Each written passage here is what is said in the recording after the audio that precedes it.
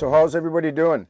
So I just want to preface this particular video with just a couple of comments before I go into how I paint locomotive side frames. So you can disassemble your locomotive, you can tape over the windows, you can leave the trucks on, you can do it any way you want to do it. However, most of you know by now, like I don't do things that way because I come from a professional background, and when I custom paint a locomotive, especially if it's for a client, like it's always been in the past, I'm going to give them my best work. So I take apart the whole locomotive. I take the tank off, the shell off. I'll pop the windows out if I can. If I can't, I'll tape them over. This locomotive was repainted over some of the color because I didn't feel the colors were correct. I redid the decals. I wet sanded these off, changed the numbers, well, the list is too long to really note here. Now, with the trucks, I totally pulled the trucks apart, the gearboxes all apart, reconditioned them, cleaned isopropyl alcohol, re-lubed everything. And you'd be surprised how much detritus there is in a brand new locomotive from machining. Okay, so now I take the side frames right off, and I'll show you why, and you'll see why. I sort of put together what I had on this. I did cover quite a bit on this locomotive, so I'm trying to produce videos that are digestible in short form that would help inspire and encourage and maybe inform other modelers who want to attempt this type of painting and so on. And it really does take your personal locomotive to another level. So that's why I'm sharing it here, okay?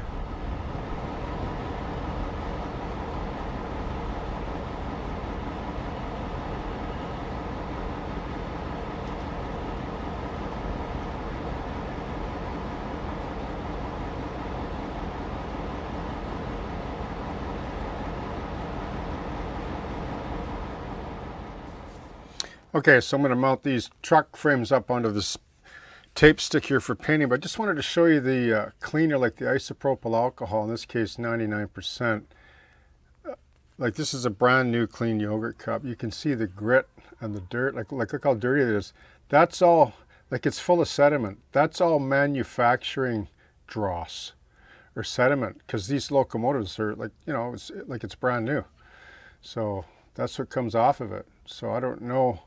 Now, they probably wouldn't go to this length when they assemble them. I don't blame them, but you know, it just goes to show you that if it's a keeper, if your locomotive is a keeper, it's like your vehicle if you care about it. You know, you want to apply some integrity to it. So I'm going to, let's see, yeah, I'm going to lay these on here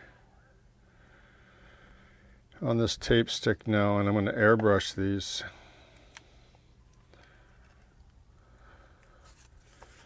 I'm going to look at my photos, because these were maybe originally silver or whatever color they were painted, I'm going to paint mine so they're very weathered like.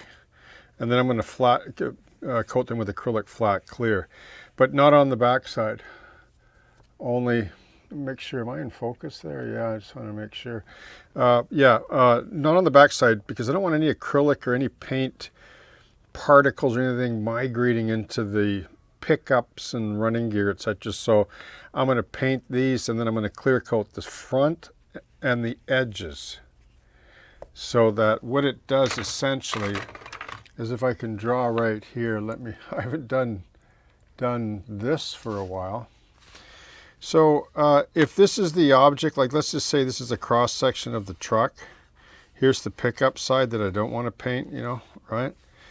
I want to put, like, I don't want to just put paint right here, because then it can chip away and fall apart. I want to put a coat of paint like this, like a jacket, around the whole truck frame, and then I'm going to clear coat it, you know what I mean? I'll exaggerate this. That way, like acrylic's so hard eventually, like it hardens with this, it just makes for a nice jacket around, like this would be the truck section, so that the paint doesn't chip and fall off, etc. And I don't need any on the back side where the copper pickups go, okay?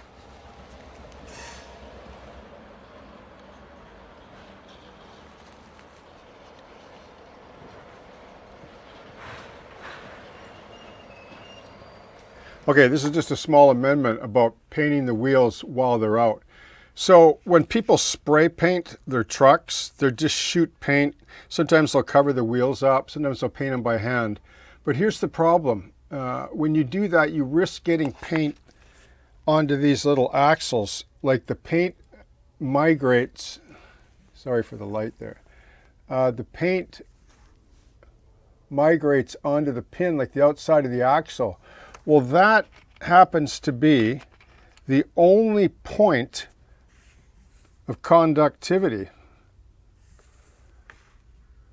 So you don't want to get paint on those. Otherwise, you just start to impede the reliability of the conductivity of the truck, you see. If you shoot paint and your paint leaches and migrates and finds its way in there. So this is another reason why I like to hand paint things carefully and then assemble, paint parts separately and then assemble them completely. That way you have peace of mind and you know you have good integrity for your trucks when you put them back into your locomotive.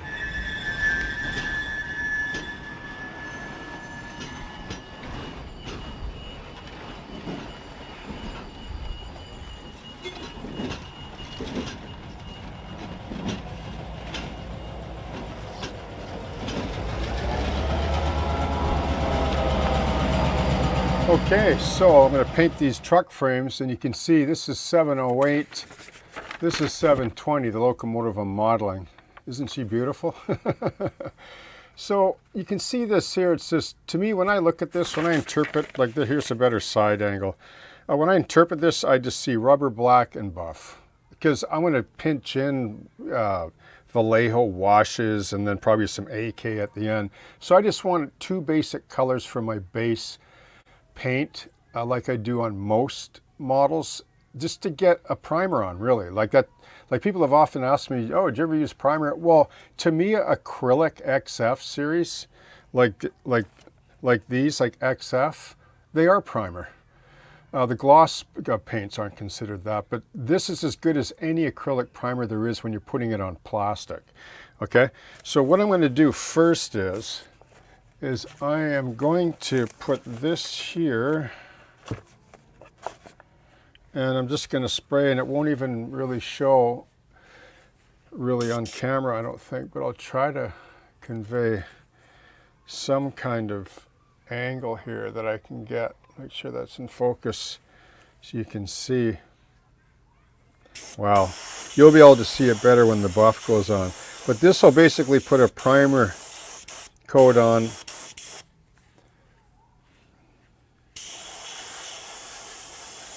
I want to get all the edges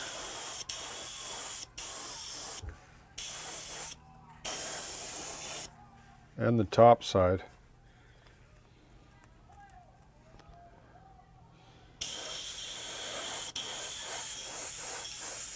So that's what I'm going to do, is I'm going to basically use up this amount in here, which isn't a whole lot. And I'm basically going to just paint them, get them all flat black, and then I'm going to dust the buff on, okay? And then I'm going to clear coat with not just clear and not clear semi, this here flat clear XF86. I'll put a good heavy coat on.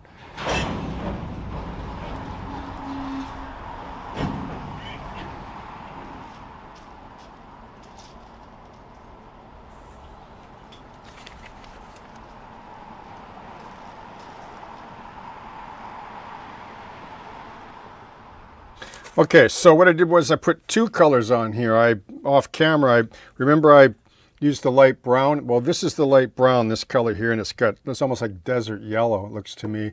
And then I grabbed some of the sand beige, 71.244, which I think is closer to this photo. See that?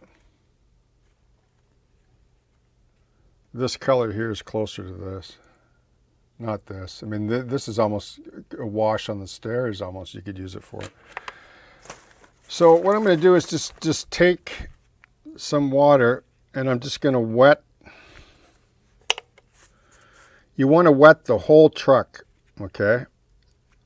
If you don't, you'll get a tide mark where the water ends, because the pigment will flood into the water. And I've mentioned before, it's all about, am I focused in there? It's all about controlling the water. I'll just show you this one here. So I just grab a little bit, so it's all wet, so I just grab a little bit of pigment on the brush, and this will go a long ways, and then I'm just going to put some on. So I want to lighten it up. So bear in mind that you'll be putting a dark wash over this of enamels later, and it'll unify all this. But you want to create some contrast and that aged, dirty look, that earth.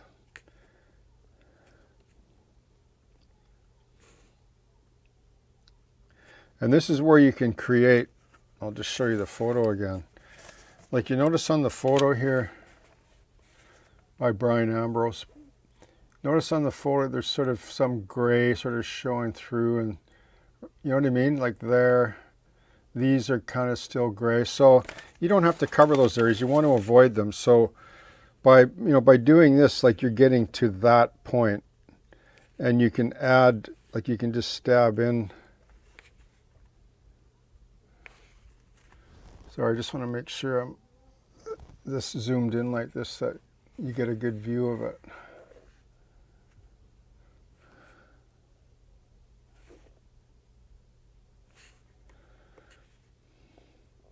So I've mentioned before that I love doing thin coats like this because I feel like I'm in more control. Oftentimes I really wonder if how much control we do have over things, but. And then once you get into it, you just start grabbing water, acrylic, and you just start slapping on. And then before you know it, you're just going like this, right? I'm going to get it done, right? But, it's good to start that way so you can get into the groove. So I'm already seeing here that this is going to be good enough for like enamel washes.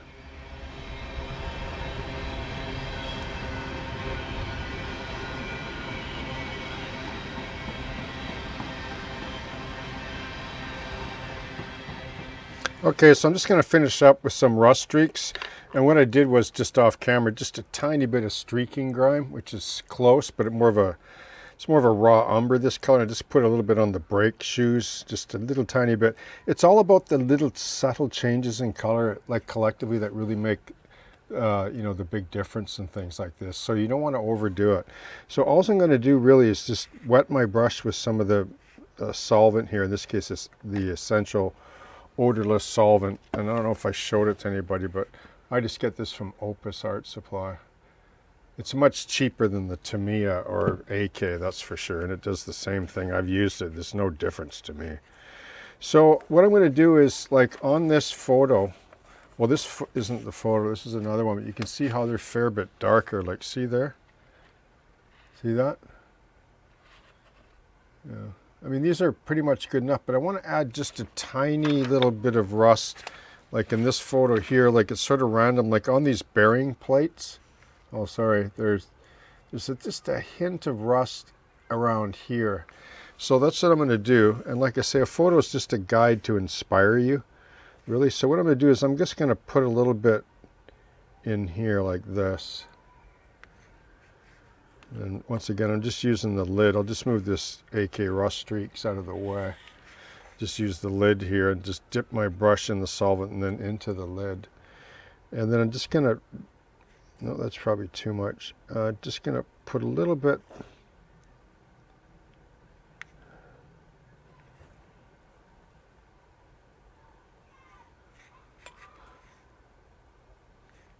Like I say, you don't want to overdo it with the rust, the orange kind of color rust, because it goes a long ways. And then there may be just a random one. Like they're not all rusty on the same spot because, some are replaced. Some are older than others, etc. Or you can just put a rust wash anyway on all of them, just a very faint one, and it won't hurt either. Excuse me. So there, that looks pretty good. I can live with that. And if you really want to, at the very end, you can take some, to me I like the little pastels, the little weathering colors I've shown you. And you can just rub, like highlight some really light dust on like the air cylinders and things like that, okay? Those look pretty good. I can live with those. They look old and grimy, and that's the way I really want this locomotive to look. And I'll just zoom out just a little bit here, and I'll show you the locomotive, like the idea of where I'm headed here, so you can see that?